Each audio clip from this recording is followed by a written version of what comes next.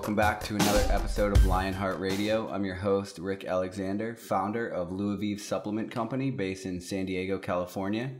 I'm joined with my co-host today, Claudia. Hi guys, Claudia Challoner, Doctor of Physical Therapy with Movement RX and nationally ranked powerlifter. And we've also got Memo. Memo Cho, guys, co-founder of LuaVíve. All right, so today we're going to talk about the supplement industry.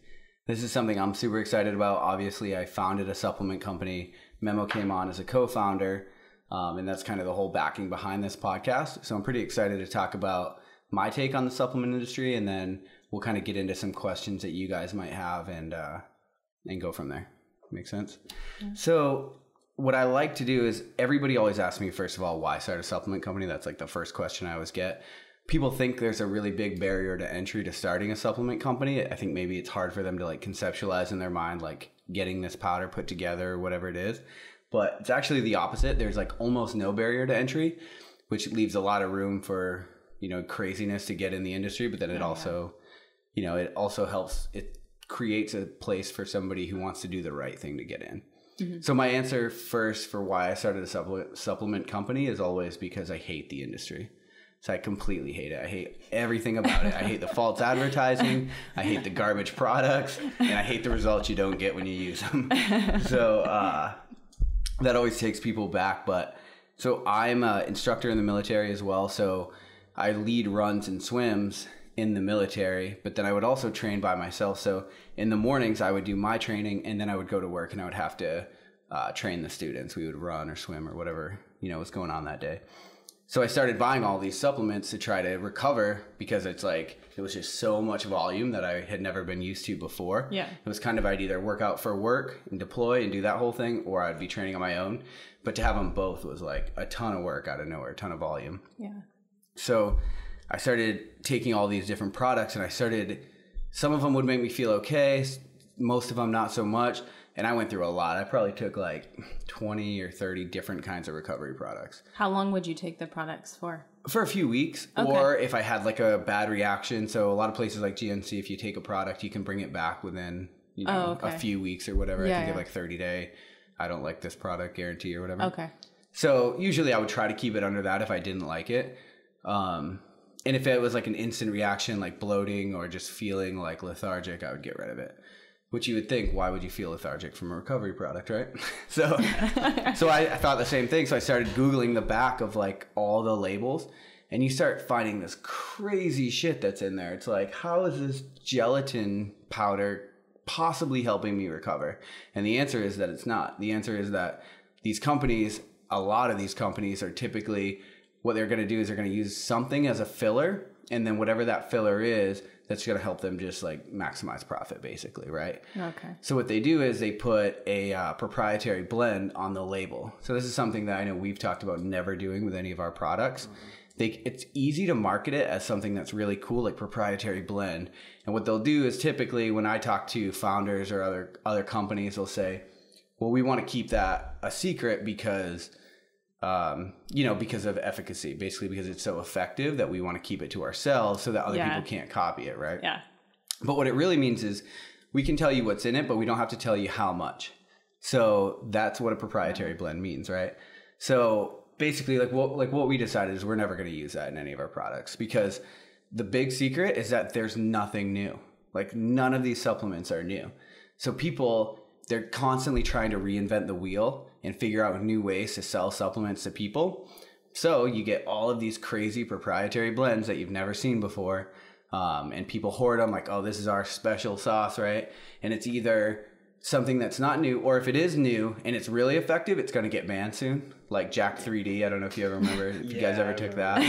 Did you ever hear that? I've heard about it. Yeah. Yeah. It's like a pre-workout. Yeah. So they have a Jack 3D now, but the first one that they had, and I can't remember the ingredient, I'll have to look it up, but super effective, banned. Like, it's gone now. So that's what you get. And so anyway, so I would Google all these products and usually pretty marginal effectiveness, if any at all.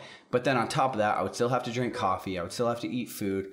Like there was a lot of things that I just found like supplements weren't filling the gap on. There was a lot of holes and they weren't being plugged by all these different companies. So that's when I started doing the research myself to figure out I guess, what would be effective, what's actually studied to be effective. And that's when you start finding out, like, none of this stuff is new. And you know, when they do have something that's new, usually the study is paid for by them to prove that it works. Yeah. And there's a ton of that out there. And there's a ton of that in pharmacology too, probably. Exactly. And that kind of thing. But so what I started to find is nobody had exactly what I wanted. So I would start sourcing all the raw materials myself, just mixing them up, drinking them down. It'd be awful. It's awful. Like branched chain amino acids, if you ever have it without a flavor, it's like completely bitter and terrible. But I was just like, I have to do this because it's the only way I'm going to know exactly what I'm putting in my body. So anyway, so that's how we started. So I started building it. I finally got the recovery product to exactly what I wanted, which was like a full physical and mental recovery. So we use ginseng and guarana and things like that kind of spark mental acuity after a tough workout. So we finally got it to where we wanted it. We use stevia for the sweetener to kind of take, it actually works really well as a sweetener. And and then we started giving it to other people we trained with. And then it got to the point where I was like, okay, like you guys are going to have to buy this off me because I'm making it constantly. So then we started selling it and it kind of just progressed. I made it out of my garage for a while and now we outsource the manufacturing and stuff. But that's kind of how we got started. And so that was kind of my whole take on the supplement industry. I felt like I had to create something just because I hated it so much. I was like so distraught with everything I was taking. And so that's kind of the story on how I started. So I actually, and something we do with our company is I tell people, like, if you have supplement questions, ask them. And if I don't sell the product, like, I'll tell you what I believe in. And that's kind of something we were thinking about doing, was endorsing other products, because I don't feel the need to make a protein. There's a million proteins out there. They pretty much all come from the same, like 3 or 4 sources. Your best shot is to buy one without a bunch of fillers and garbage that's not overpriced. And, you know, for us, it's a lot easier to just tell people, like, hey, you should go here than for us to try to reinvent the wheel and market it in a different way. And then. So is that why you chose the recovery product as your main? Yeah, well, so we chose the recovery because that was what I needed personally. Like, I just started making it for myself. And they did. And what I found was, even when I was taking these raw products, I still had to drink coffee to try to, like, you know, get my shit together for the day. Yeah. So that's why we added the whole, like, cognitive function benefit, all that kind of a thing. Yeah. But, and then I tell people, like, supplements are supplements. So there's never going to be a replacement for whole real food. Like, 100%. Yeah. So I think that people are kind of taken aback by that too, because they're like, what should I do after I work out? I'm like, you should eat. You should eat food. When your body's the most anabolic, you should eat food and use that as your fuel and for your repairs. But, you know, there are some things you can't get out of food, or you can't get enough of food. Like for creatine, for example, is something that we use a lot. One of the most studied supplements on the market. I personally think everybody should be taking creatine. And we can kind of talk about some of the myths and that kind of a thing associated with creatine, because there's been a lot of marketing hype and garbage around the product itself. But that's found in steak naturally, right? But it's proven that supplementing with a dose higher than what you would find in your steak can be effective for a host of things like recovery, strength, endurance, facilitation of ATP, that kind of a thing. And would you have any suggestions as far as when to take that product? Is that something that you need to take after you work out, or just whenever throughout the day, or? For creatine? Yeah. Yeah, so I think creatine, it gets marketed as a pre-workout a lot of times. Okay. But there's not a lot of research that says, as far as I'm aware, there's not a lot of research that says when the timing of creatine is important. Mm-hmm. And then I was talking to you earlier before the show about some things. Dr. Andy Galpin on the Barbell Shrugged podcast, they actually did a whole podcast about dispelling myths, and it was really very good. Yeah, really good episode. But he uses an analogy that I think is really good. You should think of creatine like it's a macro. Okay. So 5 grams a day of a good pharmaceutical grade creatine without the fillers, 5 grams a day is like enough to get all of the benefits. And then you also reduce a lot of the side effects. Like, it can be hard on, you know, your kidneys or liver. And then if you stack it, like a lot of companies will tell you to stack it. You need to do a loading phase and all of this garbage. You need to cycle on and off. The reason they do that is because they're marketing that 18 to 35-year-old male that wants to get bigger, right? That goes to the gym and does chest on Mondays and buys on Thursday, whatever the fuck. Chest again on Thursday. Chest again on Thursday. No leg day. Yeah, no leg days. So that's what they do, is they market to them, And they know that when you do load creatine, it's going to cause your body to retain water. So you are going to gain weight. Like you're going to get bigger and stronger. But that effect is going to go away essentially as soon as you stop taking the creatine. Your cells will stop holding that water. And so that's what's going to happen. Oh, okay. Yeah. So creatine should definitely be thought of as a macro. I think that's the best way. 5 grams a day. That's all you need to get all of the benefits and none of the side effects. And if you do have a good quality, then you're not going to get the bloat and the things that are associated with it. So like the water retention. Right. So like a lot of females won't take it because of the water retention aspect of it. But we have figure athletes that will take it literally up until the week before their show. Okay. Yeah, that's what I was going to ask you about, people that are trying to cut weight, like powerlifting or figure or whatever it might be. Right. So if you stay in that 5 gram dose, now if you're trying really hard, like I had that meet I did a while ago where I like basically did a crash diet because I had to lose 15 pounds in 5 days. When I did that, I didn't take creatine just because I didn't want any kind of room for error. I was like, I have a lot of weight to lose. I was like running in a trash bag till midnight every night. But and then the weight cut didn't even matter. Yeah, that's a whole. About that another time. God. Well, the bloating, the bloating water retention also correlates with just shitty product, right? Using shitty creatine. Yeah, it does. So that's why I was saying the whole a 5 gram dose of a good pharmaceutical grade, a good clean grade. That's all you need to get all the benefits from it. And again, to answer your first question, I don't think timing is that important with it. Okay. Yeah. Gotcha. So there's a host of supplements that I think, have been proven to work. Creatine is one of those products. And then there's a lot of things like Cray-alkaline. I don't know if you've heard of Cray-alkaline. It's supposed to be a pH balanced creatine, essentially, like so your body will absorb more of it. But there's not a lot of definitive research that's paid for by anyone other than the companies that sell this, in my opinion, to actually warrant the extra price, because creatine's a cheap drug. It's not it's a cheap supplement. Yeah. It's not expensive at all. So companies, in my opinion, they're constantly thinking of ways to remarket this really cheap product, market way up to that 9, 12, 15x like Cray-alkaline has to be. And then they'll say, well, it's way more effective. And it's like, well, it's really effective in hot water too. Yeah. So you could buy creatine, throw it in tea, and you'll get, I would say more absorption than the Cray-alkaline. Oh, okay. Yeah. So if someone is, because you said it's found in steak, so if someone is eating steak in their diet, I mean, why would they need to also take the creatine? Yeah, because I think to get the amount of concentrated creatine to get the benefits. Okay. So like I was saying, it's one of the most studied supplements on the market, and because there's a lot of studies that show a marketed gain from the supplementation. Whereas I think if you were to eat, and I would have to look into this, but if you were to eat the amount of steak it would take to get 5 grams, like I think you'd have a whole list of other problems. Yeah. Starting with your heart, I think. So. Yeah. Okay. Yeah. So going back to maybe the effect on women, is there any kind of, besides maybe the bloatingness or whatever from a bad product, is there any kind of side effects with women with taking creatine, or how does that? Yeah, so creatine, I would say no. Again, you want to stay in that 5 gram range, and you want to use a good quality product. Unfortunately, creatine has gotten a bad rap because of all of these companies that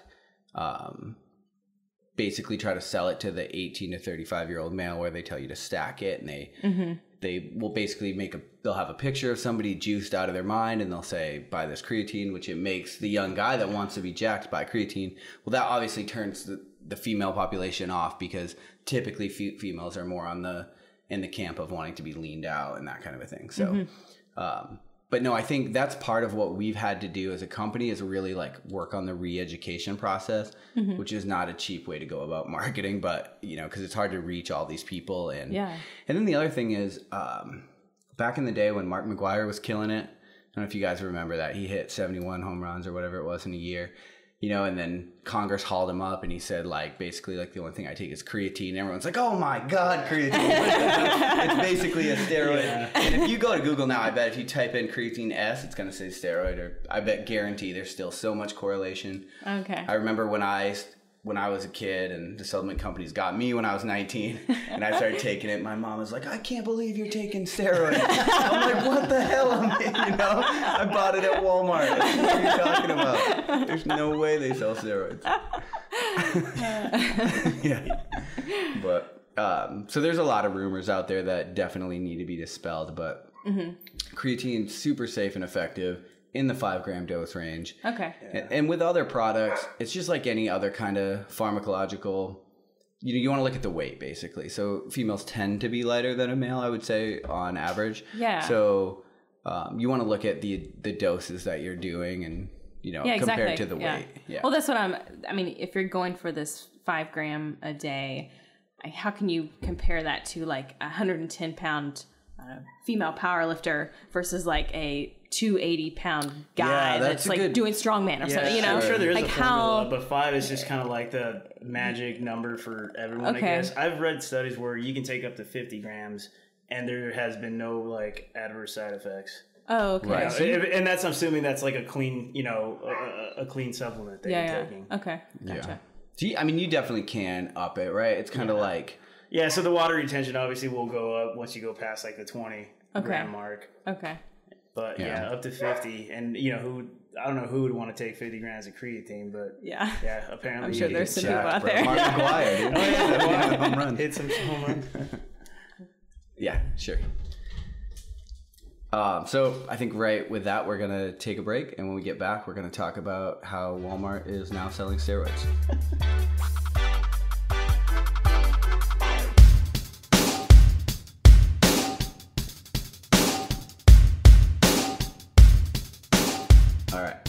So, in the break, we were talking about some of the things we were talking about earlier with creatine, and I want to go through a couple more things before we kind of move on to something else. So, I looked up the creatine content. So, for steak, uncooked beef, 5 grams of creatine would be about a kilo of uncooked beef. So, to your earlier question about why couldn't you just eat meat, because when you cook it, creatine denatures also. Okay. So kind of like a protein, it has ability to denature and heat. So creatine does the same thing. Yeah, even in chicken, it's 3.4 grams per kilo.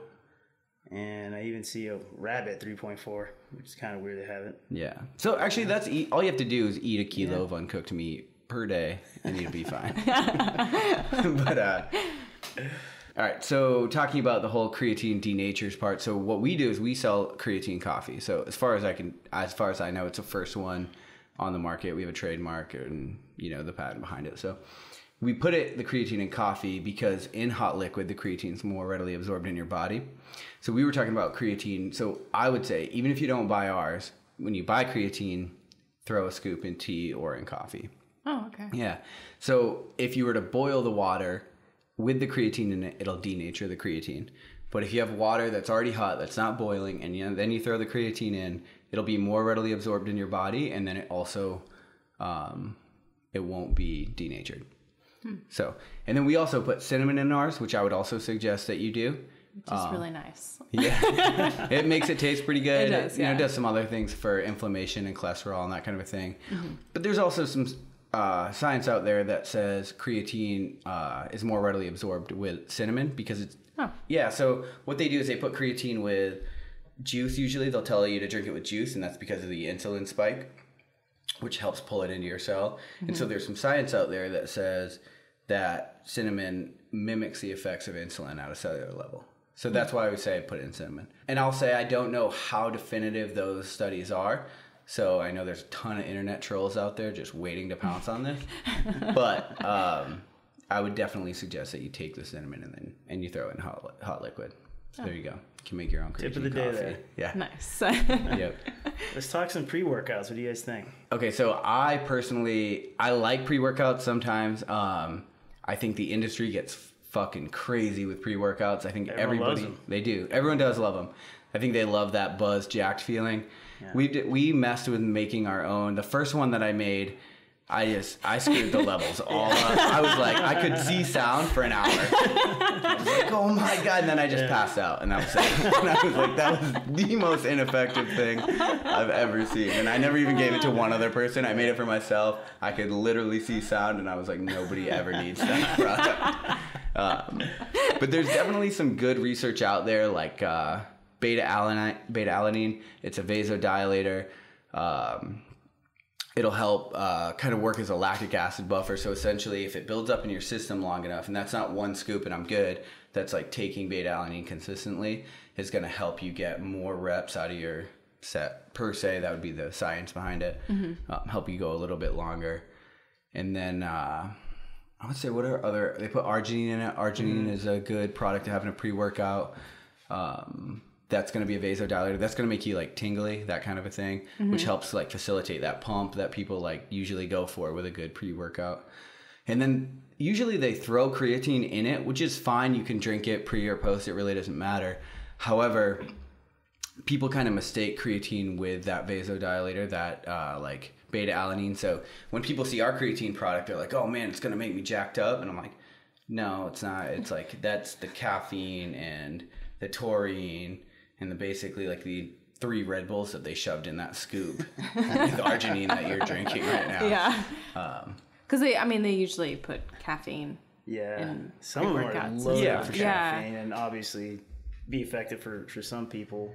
Well, whereas if I took that, my heart would probably come out my chest. I remember taking Eno Explode when I was in my early 20s, and it was great stuff. I started hitting the gym up. I'm like, oh, I need a pre-workout. Gained like 20 pounds of muscle in a year. It was just doing like the regular gym stuff, Globo gym workouts. I never cycled off of it because I had no clue what I was doing. And one day I just got really sick, and I'm pretty sure that's what it was, because I wasn't eating terrible. I was still drinking the water like they suggested and everything. And after that, I just got super sensitive to caffeine, and it made my stomach upset every time I took it. Now I'm like, all right, try something else. And nope, I can't take any kind of pre-workout anymore. And that's kind of what turned me away from the supplement industry in general, because then I kind of started noticing, like, dude, I don't know what half of this stuff is. If I can't pronounce it, it can't be good for you.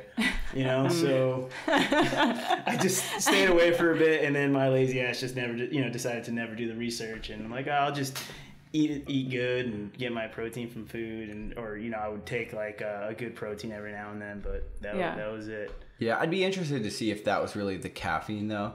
So usually they say to cycle your pre-workout because of the effectiveness. Over time, you're going to build up a tolerance to whatever the pre-workout is. So that's why they say to cycle it. Otherwise, you're going to end up taking 2-3 scoops to get the exact same effect, right? It's just like getting high. You gotta like take your time, otherwise you're not gonna get as high. Right? So it's the exact same thing. But caffeine, there's a lot of research that says caffeine. I would argue outside of creatine, caffeine is probably the most effective supplement, because there's a lot of research out there that says it'll increase endurance and there's a lot of good research. This guy, Dr. Lonnie Lowry, he has a podcast called Iron Radio. It's like a powerlifting podcast. So he's made a lot of his career on doing caffeine research, and there's a lot of science that says it increases like the velocity of your one rep max too, which for Olympic lifting, that's something. Obviously speed is all you care about, or a lot of what you care about. So I'd be interested to know if that was a caffeine that did that, or it probably was a combination of that. The No Explode has some crazy, like a lot of stuff in it. You know what I mean? So, but I don't know. I like the stuff when I was taking it. I just can't take it no more. Yeah. Along with a lot of other things, which is all right. Now you're getting old. Yeah, I've actually never taken a pre-workout before. Really? At all? Never. Oh man, we got to do an episode. And, but I love a cup of coffee before, because I usually train in the morning time or something. So I usually have that's what I do too. I drink 2 cups of coffee. Yeah. And that's usually enough for me. Well, once you get moving, I think that's what most people take the pre-workout for, is just that initial start. Yeah. Whereas you just, even if you don't have a cup of coffee, if I just start moving, like, oh, okay, my blood's going, I'm feeling better now, I can get going. Exactly. Obviously. Yeah. I can't imagine what it would do to me on meet day though. Like, I can barely drink coffee on meet day because I'm so amped up, so jacked. Yeah. So I can't imagine taking that when I'm already so amped up in my system. I would say your CNS is on all cylinders. So I don't think you need probably don't need my heart to explode on the platform. But that's why I I mean, that's why I chose to make our creatine coffee product an instant coffee, so you could just roll it up and throw it in your gym bag. Oh yeah, it's perfect. Yeah, so like right before workout, you can just throw it in hot water, ice water, whatever you want to do. Yeah. But I mean, so that way it could work as a pre-workout if you were inclined. That's kind of how I take it. Yeah. But with a lot of pre-workouts, I mean, they're putting a ton of stuff in there, and there's almost always a proprietary blend. Yeah. So you have no idea what the hell they're putting in those things. Like, I would tell people, like, look at the really proven supplements like beta-alanine, arginine if you feel like you need it, right? Usually they put niacin in there, and there's some good things to say about niacin. So, but you can buy these things by themselves as a pill, right? And then just divvy it up in a little pill thing, and then you just take the 3, and then that's all you're getting. And so like, if I were to take pre-workouts, that's how I do it. Like, I just buy beta-alanine, and I'll just take the pill with my creatine coffee, and then I work out, and then at least I know exactly what I'm putting in my body. But that's how I would do it. Yeah. Yep. That makes sense. So switching over to protein, you guys don't carry protein with your supplement line, but what kind of proteins would you suggest out there? I think I like IsoPure. Yeah, that's what I would always take. Yeah, there's a lot of, you can buy like bulk proteins on like bulk supplements, I believe, is a company. You can go on there and buy their protein, and that's probably the best. Just gonna be that protein, and there'll be a flavoring, and you can look at what they use to flavor it. Tastes good though. Yeah, but IsoPure does taste good. Like, I don't know if you have that. And then another company. What's the type of protein? Is it? It's a whey. It's a whey isolate. Yeah. Okay. And then there's another company that is fairly new. They launched in November, Royalty Nutrition. Yeah, we just had their protein and actually mixed it with our coffee, and it tasted amazing. So they have a vanilla protein, which we mixed with the creatine coffee. That's what the label looks like. Hands down, best thing I've put in my mouth. It was amazing. Yeah. We're actually talking to them about fortifying the product and selling it as one. Yeah. Oh, wow. It's so good. Like I said, we'll never do a protein just because I don't see the need to reinvent the wheel. Yeah, exactly. But that damn product was so good. Yeah. And if lactose I could just free, non-GMO, and then sweetened with stevia. Yeah. So, I mean, that's essentially kind of the rules that we look to abide by. Yeah. And I can vouch for actually the Royalty Nutrition product line is really good. Yeah. As far as cleanliness of product. And not using fillers and that kind of thing. There's another one. Is it SFH? Is another one? I think I don't know much about it, but SFH, the like green and black company, that's like their colors. I don't know much about them, to be honest with you. I mean, I've seen their label before, and it seems to promote like, grass fed, like no GMO and all that stuff. Yeah, I will say, like, I haven't looked at the ingredient list, but right, a lot of the companies that you see being adopted by CrossFit, usually I will say CrossFitters, they tend to care about that kind of thing just because the paleo diet is so big in CrossFit. Yeah. So I think if you find it in a lot of CrossFit gyms, and there's probably a good chance that it's pretty clean. Except for the biggest supplement company that is in CrossFit. So I don't know if we want to talk about that, but there's a lot of fillers in those. Yeah. Tastes really good. Yeah. But so doesn't Snickers. So you get what you get. But yeah, SFH, I don't know too much about, so I'd have to look into it. Yeah. But I definitely would vouch for IsoPure and Royalty Nutrition. Yeah. Without a doubt. Okay. And then, so something that I always tell people when they ask, like, oh, does this supplement work? It works like a supplement should work, right? It's not food, and it's also not steroids. So that's like something I think the industry has done a huge disservice to all of fitness, because they get these guys that are juiced out of their minds, or they get these girls that have been taking clenbuterol and Anavar, and then they Photoshop them even further, and then they sell you their garbage supplement. And it's like, people are expecting this, and that pisses me off, just because I was that 18-year-old kid that was like, well, I want to be that strong, right? Like, I want to hit 71 home runs. Yeah. You know what I mean? So like damn, like, so that's something I always tell people is, look, you're gonna get results, but they're gonna be marginal because it's a supplement. It's a supplement to your lifestyle, to your diet. I think they absolutely have a place. Like we were saying, you'd have to eat a kilo of raw meat to get the creatine, to get the benefits. Yeah. So that's absolutely something that I think every active person should do. And then even with creatine, I mean, it's being studied right now in Parkinson's research because it has a lot of cognitive function benefits and memory, aids in memory and that kind of a thing. Oh, that's really cool. So like things like that, I think everybody should take, realizing that the entire industry is made up of liars, and you're going to get a ton of people that are, you know, essentially they're on steroids and they're going to try to sell you this supplement. Yeah. You know. And so what age would you suggest people start, taking this? Like, should you wait until puberty is, how does that? So. Like, we don't market to anyone under 18. Yeah. That's like kind of just I think maybe like a personal moral decision for our company. You talking about just supplements in general? Well, just, for creatine, since we're kind of talking about that, but. Yeah, I would have to, in order to be correct, I would probably have to research that, but we just market adults. I think when your body's growing and forming, and you could probably even talk to this better than me, but I think a healthy diet in being active is the most important thing you can do at a time. Totally. Yeah. I'm just seeing, because you have the teens that are starting to explode in the CrossFit world anyway. And even, you have teens that are competing in Olympic lifting, powerlifting and stuff. So I just wonder if, some of them looking at some of this stuff would, potentially have any. Yeah, I think 16, 17, 18 maybe probably be fine. But we don't market to the younger generation. Yeah. And I would tell anybody like looking to buy their stuff for their kid, like, your kid needs to work out, probably be active, right? And then he needs to eat really healthy. Yeah. There's you not giving him a bowl of ice cream like my family gave me every night before bed is going to be much more beneficial than the 5 grams of creatine that you're going to buy him right now.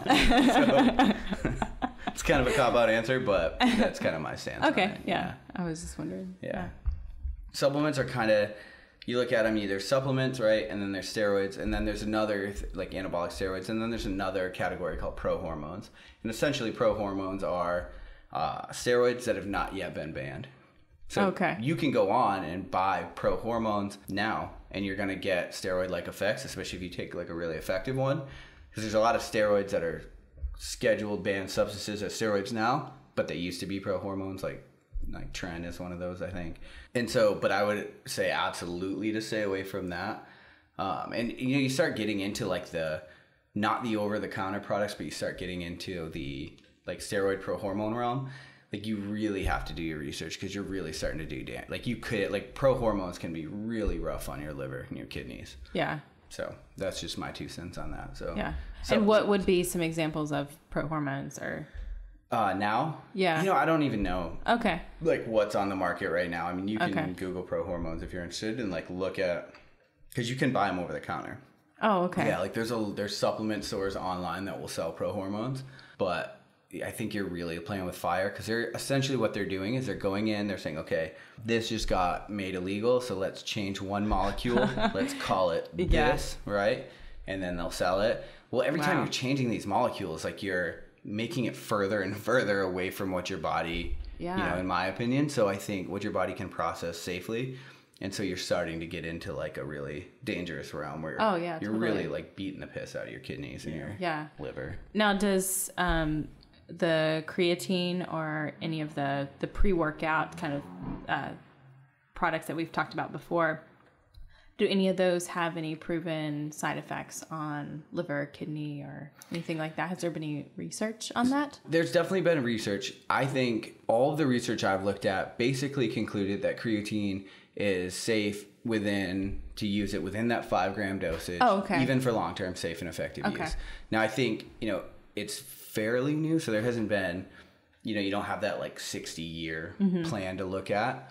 But I know like with ours, we got a lot of flack right out of the gate, because people are like, okay, well, creatine makes you hold water and caffeine dehydrates you, so this is a dangerous thing for your liver. So I went back and I started looking at the studies, because I'm like, I've been putting it in coffee forever, and I've been told by like people with many more degrees than I have that it's a safe thing to do. Yeah. When you start looking at it, the research really doesn't hold up. So caffeine, first of all, there's not a lot of research that says it dehydrates you any more than the liquid it's suspended in, like in coffee, for example. Oh, okay. So if you just drink it and then you don't drink water, like, you're going to get dehydrated because it's a diuretic, but it's actually not dehydrating you any more than the liquid it's suspended in coffee, for example. Okay. And with creatine, you should always drink more water anyway, because it uses water at a certain level. That's essentially like how it's working. So you should always drink more water anyway. And I think most people don't drink nearly enough water. Definitely not. On a daily basis anyway. But what was your question? Where were we going with that?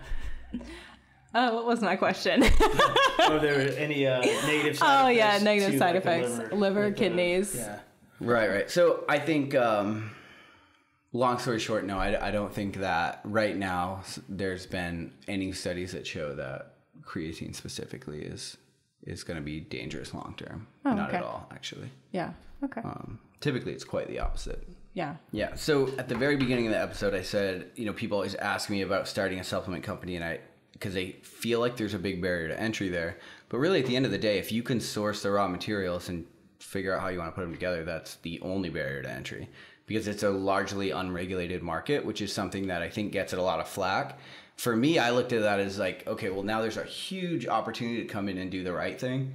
But so with the FDA right now, as it stands, and I think there's a mounting pressure because there's been a few probes. I know the New York Attorney General just did a probe on a bunch of companies a few years back, found basically like a third of what they had looked into. And these were people from big box retailers like Walmart and Walgreens. Basically a third of them either didn't have what they said they had in them or had something else. And some of it was crazy stuff. Like it would say it was like a gluten-free product, but it would have a filler that was like wheat-based. Yeah. Oh, and that was a lot. And so for me, like I told you at the beginning, I would take these products, I would get like bloated or whatever. And that's just, I probably had an intolerance to whatever garbage they were stuffing in there to use as a filler. Yeah. So it's a very largely unregulated market. How it works right now is, as a supplement company, if somebody has an adverse reaction, like they basically have to go to the FDA and say, I've had this adverse reaction. And then the FDA is going to come to us and say, well, you can't, basically like a cease and desist. And then there has to be like multiple ones though for them to even care to even come after us. Because the burden of proof is on the FDA. Right. Oh, okay. Not on the retailer. Oh, wow. Yeah. So it's interesting how the supplement industry has kind of skirted that, because if you look at, I don't know, for example, the pyramid scheme companies, or what do they call them now to make them sound legit? The pyramid scheme? Yeah, like the... No, I know what they are. I just know them as pyramid scheme. Something marketing. Let me look it up. So it's interesting how supplement companies have been able to skirt the whole regulation, because if you look at the pyramid scheme companies, or like now they're called network marketing to make them seem more legit, the whole like, I'll sell you this supplement and then you'll recruit your friends to buy it and sell it. And then, first of all, the first thing I think of is, one, how big must your margin be if you can get paid 6 levels down from someone 6 levels down selling this product, right? Yeah. So typically those companies have a lot of filler, and not all of them. I haven't looked into all of them, but I would just say if you're selling this and you're getting paid from someone 6 levels down to sell it, then how the hell much margin must there be in there? But anyway, it's interesting to me that the supplement industry has been able to skirt the whole false claims thing. Like you were saying, the burden of proof is on the FDA. Right. So they have to come to us to be like, this wasn't safe or effective. And then they have to do a probe into our company. Whereas if you are selling cars or whatever, right? Like that's on you to protect the consumer. So it's just interesting how, and I know there's been some bills passed. You were talking about the 1994 Act. Right, the Dietary Supplement Health and Education Act. Yeah, I mean, supplements is a big, but I mean, I think it's like $100 billion industry globally every year. Yes. Yeah, it's a there's very big players in the industry. Oh, yeah. And I think that they've done a ton of work with lobbyists to keep, the government out of it, honestly. Well, yeah, that's what Education Act was in 94. And it happened because in the 90s, obviously before it actually passed, the FDA wanted to crack down on the supplement industry. So then obviously these lobbyists got together and they talked to Orrin Hatch, a Republican from Utah, to set up this bill. And yeah, it passed, pretty much kept the supplement market open, not very regulated. And again, the burden of proof is on the FDA. Yeah. If, something fishy is going on. Yeah. So it'll be interesting to see how long it stays open. I mean, I think consumers are lazy and they want to fight for their right to be lazy. You know, because I look at it and I'm like, okay, it's an unregulated market, but me as a consumer, I should do my research. I'm putting this in my body every single day. I should know what it is. Yeah. You know, I think so. It'd be interesting to see how long the market actually stays largely unregulated in the United States. Yeah. Yeah. But it'll be interesting to find out. Yeah. So cool. That's kind of the supplement industry in, I guess, 45-ish minutes. I have a lot of negative things to say about it, but like I also have a lot of positive things to say about it. Like we talked about the creatine and stuff, and the whole unregulated aspect of it, like that can be a bad thing, but I would say as a consumer, you should always know what you're putting in your body. At least do your due diligence to try to figure it out. You know, and as somebody that cares about goals and what they look like and their health, like that should be front of mind, honestly. If you're trying to find something that's going to enhance this active lifestyle, whatever you're after, then doing your research, I think, is only a good thing. I think it's probably a really normal human reaction to want someone outside of you, like Big Brother, to fix your problem for you. But at the end of the day, like you just need to be a responsible adult, in my opinion, and do the research. And that's why I tell people, like, even if we don't sell the product, I will absolutely come tell you, you know, where you can get it. And I think that's not only in the supplement industry where you need to do your research on what you're putting in your body, but that goes for anything that you're eating. I mean, you know, see all the packaged goods and meat and produce and stuff. You want to know where it's, you know, want to know what you're putting in there. So, yeah, sure. Yeah. And then, but then when you get into the food industry, oh man, there's a ton. The whole episode. Yeah, we can do that another episode on that. Because I think you look into the food the whole industry, Monsanto GMO thing. Oh yeah, man, it's heavily regulated. Yeah, and still so corrupt. Right. And we had a guy come to our booth at the last event we were at, and he looks at creatine coffee and he's like, "Oh, I don't want to take it. I don't feel safe." I'm like, dude, the McDonald's that you're eating right now is going to be much more unsafe than this creatine product. Oh my gosh. Even if I'm a sketchy company, you're better off with me right now, you know?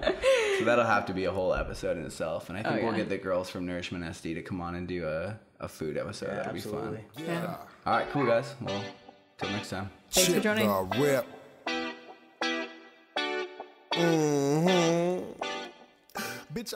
Thanks for listening to LionHeart Radio. Don't forget to rate us and download our other episodes. For your supplement needs, go to LuaVíve.com, and for your sports therapy needs, visit movement-rx.com. Cleveland is the city where it's hustle or you hopeless. And my closet like a stove, bitch. Only difference is you ain't gonna find this in no stove, bitch. I'm fresher than your whole clique.